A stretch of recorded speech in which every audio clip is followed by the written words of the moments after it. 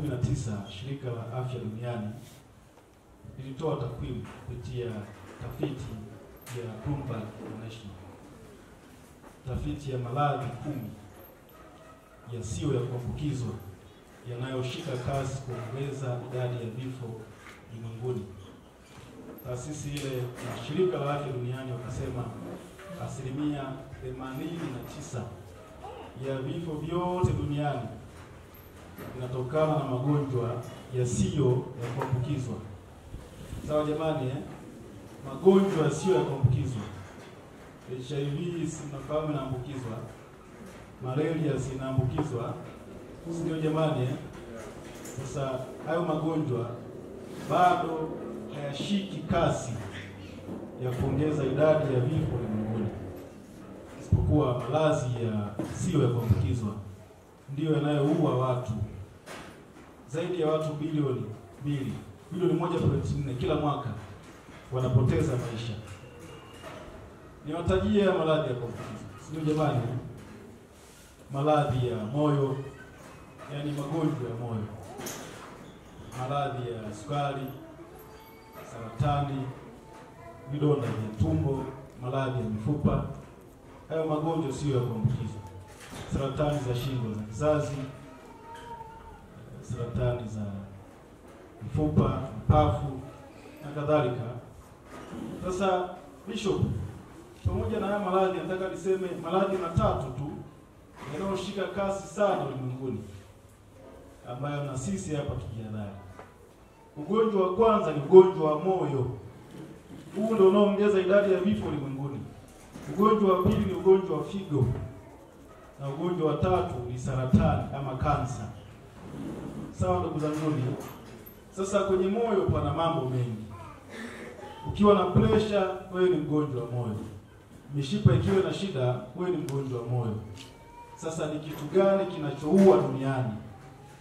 Tukizungumzia magonjwa ya moyo, kinachoua duniani kwenye magonjwa ya moyo ni cholesterol. Kwa sababu tunasema rehemu, kuganda kwa mafuta kwenye kuta za mishipa ya moyo. Sawa jamani? Hiyo inaitwa cholesterol. Hiyo ndio inaongoza kuua watu wengi ulimwenguni. Unasikia alikuwa akipika chapati, kadondoka, amefariki. Ilikuwa vile kafariki na vifo vingi, tunasema heart attack syndrome. Mashambulio ya moyo yanaanzia kwenye cholesterol. Pressure inapanda kwa kasi, anaweza aidha asipate kiharusi na akafariki moja kwa moja. Ugonjwa wa pili ni ugonjwa wa figo. Na watatu ni saratani. Nataka nitaje hapa ugonjwa wa figo kwa sababu maradhi ya moyo ndio kama nimesema, pressure, mshipa kuziba. Unaweza kuona mnyoo umeziba kwenye mshipa wa moyo. Unakula matunda ama unakula kachumbari hizi, kuna bakteria wanaenda kuhatch tumboni, wanapasua, wanatengeneza lava. Inaenda lava kwenye mshipa wa moyo na block pale au kwenye ubongo. Lava inakuwa ipite kwenye mshipa wa moyo. Daktari si yuko pale. Hiyo naizungumza ni infection, sawa? Kwa unapata infection pale Muhimbili Hospitali ya Taifa wanafanya bypass, wanampa sumu huyo mdudu, anakufa, alafu wanatengeneza artificial artery. Unaishi, unakuwa na artery bandia. Ni maradhi yanayoua ulimwenguni. Sasa ugonjwa ambao hatujui na unatutesa sana karibu kila siku ni maradhi ya figo. Bishop, niwape dalili chache hapa ya maradhi ya figo. Sema figo ziko mbili, upande wa kushoto na kulia. Sio jamani? Hayo ndo maradhi. Hizo ndo figo. Na moja ni kubwa, nyingine ndogo kidogo. Nataka niseme maradhi ya figo yanafanana. Figo imegawanyika kwenye makundi mawili. Ya kwanza ni acute kidney injury.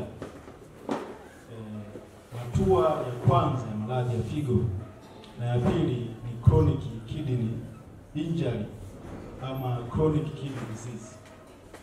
Hatua ya kwanza ya maradhi ya figo tunasema acute kidney injury inampata mtu ndani ya siku moja na itadumu kwa siku 21.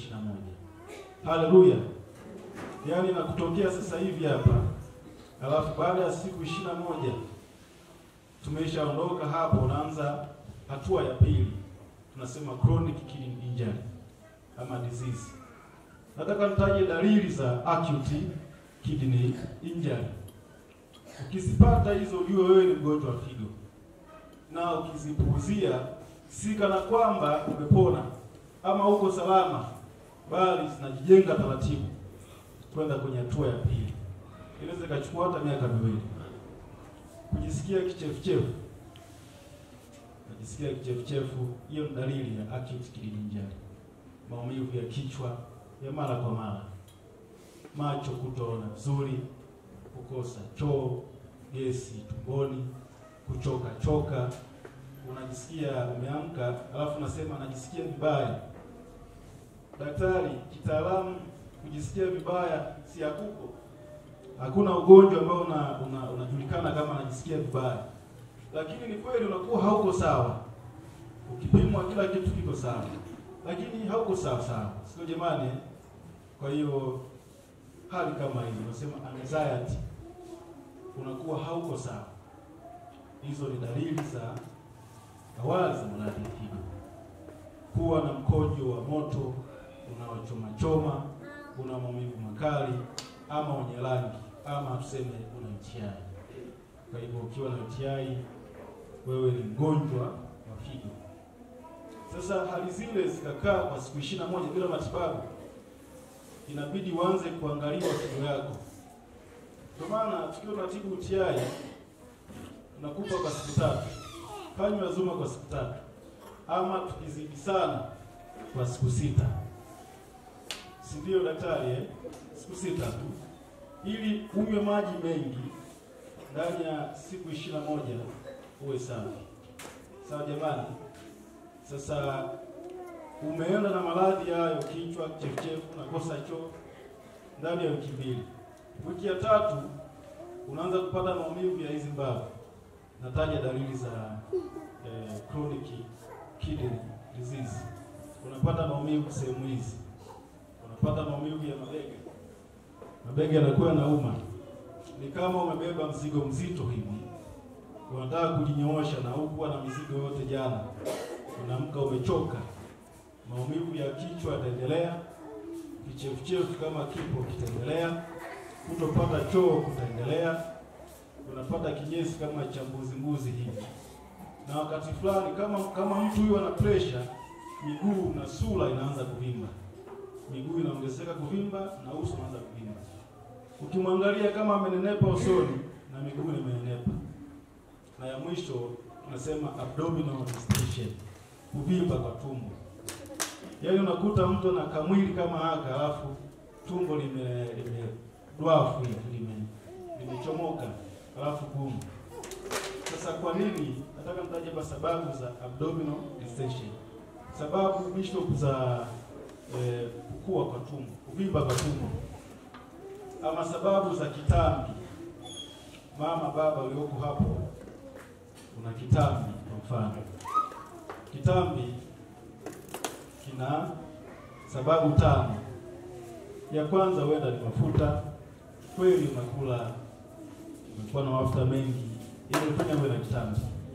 Hiyo ya kwanza. Ya pili ni kuganda kwa choo kwenye utumbo mpana.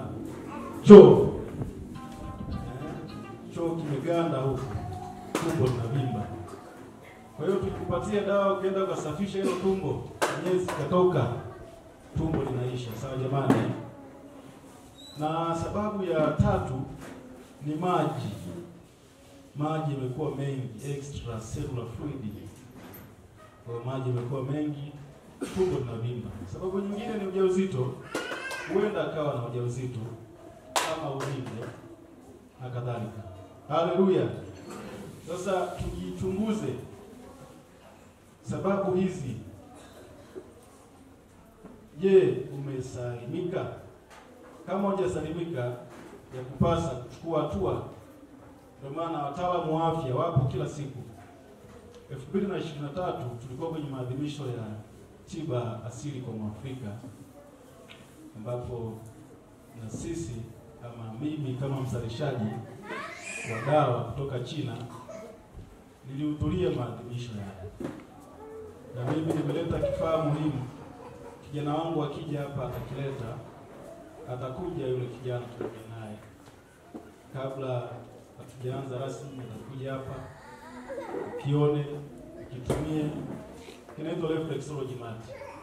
Kinatibu muda mfupi sana maradhi yasiyo ya kuambukizwa, na tulibahatika kutambuliwa na Wizara ya Afya, wakapongezwa, wakatutembelea pale Ubungo, wakatuhoji tunafanyaje kazi na wakatushauri. Sawa jamani, na wakatupongeza sana kwa kuwa tumefanya uwekezaji mkubwa kwenye sekta ya afya. Sasa nazungumza maonyesho yale, kulikuwa kuna tofauti wa tiba za magonjwa yasiyo ya kuambukizwa, lakini sisi tumekuja na vifaa tiba. Kwa hivyo tunakutibu wewe kwa vifaa ama kwa dawa. Bishop ni shahidi, ulitibiwa kwa vifaa tu pale, sikukupa dawa yote na ukatoka uko safi. Unaingia kwenye chumba fulani maalum, unalazwa hapo kama nusu saa, nyayo za miguu hizo, kila kitu kiko hapo kwenye nyayo. Yaani ukivua socks hapo, una moyo, ini, mapafu, mwili wako wote, wiring control ipo kwenye nyayo. Si unaziona hizo ties? Hivi ni kweli kila taa ina button ya kuwashia hapo? Tungeweza yaani nyumba nzima ile ukitaka kuwasha unaenda hapo na washa. Kwa maana kuna wiring. Unaweza kuweka switch pale tu, ukaziwasha pale siku 6, jengo lote likawaka. Mungu alivyo ajabu, ameumba mwili na kuweka button za kuwasha kwenye nyayo ya mguu, nyayo yako. Sawa jamani, neva inahusika na macho, imetoka kwenye macho mpaka kwenye nyayo ya mguu.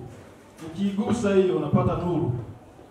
Ukigusa kichwa kinapona hapo hapo. Ukigusa nyingine ganzi inaisha. Kama upati choo ukiguswa unapata choo. Kama upati njaa ukiguswa unapata njaa. Mambo ya ajabu. Mungu anatenda mambo makubwa sana.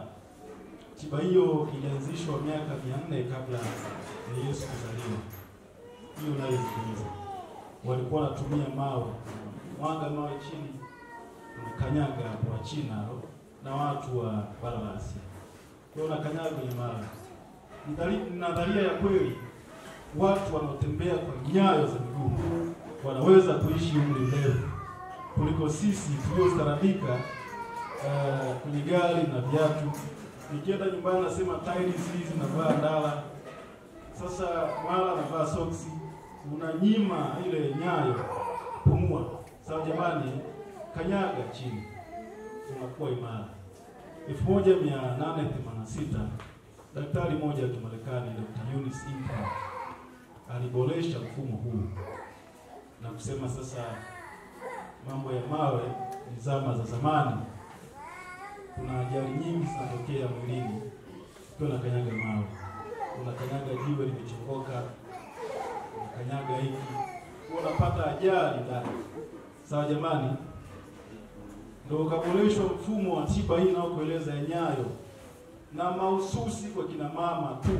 Kipindi hicho mama akitaka kujifungua anatengenezwa nyayo ya mchungu, anachomwa hapo, akimaliza anajifungua kawaida vizuri tu, na baadaye ikawa kwa watu wote.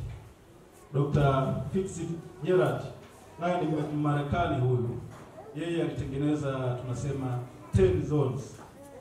Upande huu ukikata katikati, kulia na kushoto, akasema upande wa kulia tunagawa nyayo yako, utatibiwa hivi, na kushoto utatibiwa hivi. Hivyo nikiona nyayo yako hapo, ukiniambia sipati choo, nagusa hiyo dakika 3, unaanza kupata choo vizuri. Yote na wazungumza tafanyika hapa Tunduma. Haleluya.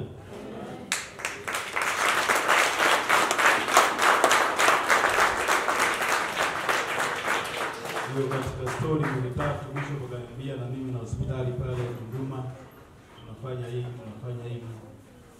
Nikasema nitaagiza kijana, si ndio nilisema hivi Bishop, aje iangalie. Nikampigia kijana, alikuwa Iringa. Mkoa wa Iringa tumepewa kibali na serikali kutoa huduma za nje, tunasema outreach program. Outreach program ni huduma za nje za kata kwa kata ama zahanati kwa zahanati. Tunahudumia watu kwa gharama nafuu ama msaada kwa watu wasiojiweza. Tupo Iringa toka mwaka juzi, mwaka wa 3 huu. Tuko Simiyu, tuko Tabora, Tunduru, Songea na maeneo mengine. Sawa jamani eh? Kwa hivyo nikasema nitamwagiza kijana yule aje. Baadaye nikasema hapana Bishop, nitakuja mimi mwenyewe. Toka nimezaliwa sijawahi kuja kule. Nitakuja nikaangalia hapo, niweke uwekezaji mkubwa, nilete haya madawa kutoka China na vifaa hivi ninavyovielekeza hapa tuvijaze pale, iwe hospitali ya kisasa.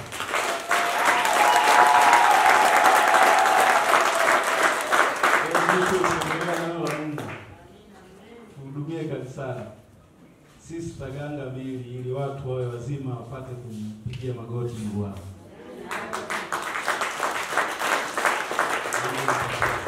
Pale tutaboresha huduma hizi zifanyike vizuri, na tutazindua kiserikali. Tutaweka utaratibu mzuri, jamii yote ipate elimu, waje pale wapewe semina na huduma hiyo ianze. Itakuwa kwa gharama nafuu sana, lakini itakuwa ya upendeleo mkubwa kwa watu wa madhabahu hii ya Bishop.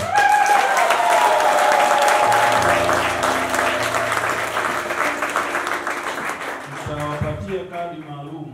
Ndio lazima ufurahi kuwa na madhabahu inaoishi. Nitaleta kadi maalum kutoka China kabla sijaja, sababu nitarudi tena hapa. Kadi kama 200 za waumini wa madhabahu hii. Pale zile kadi.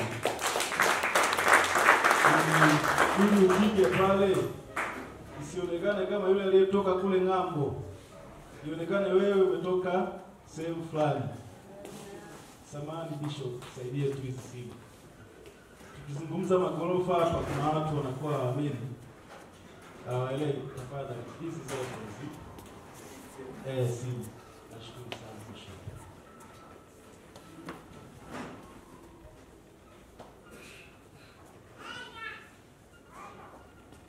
Sababu hii itakuwa na kurudia hii.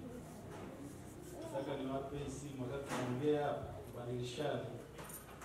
Wewe mnaangalia hayo majengo, sio Bishop?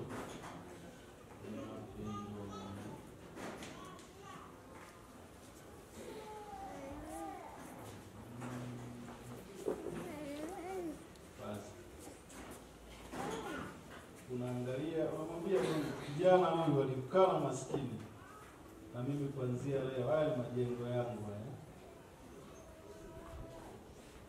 Anza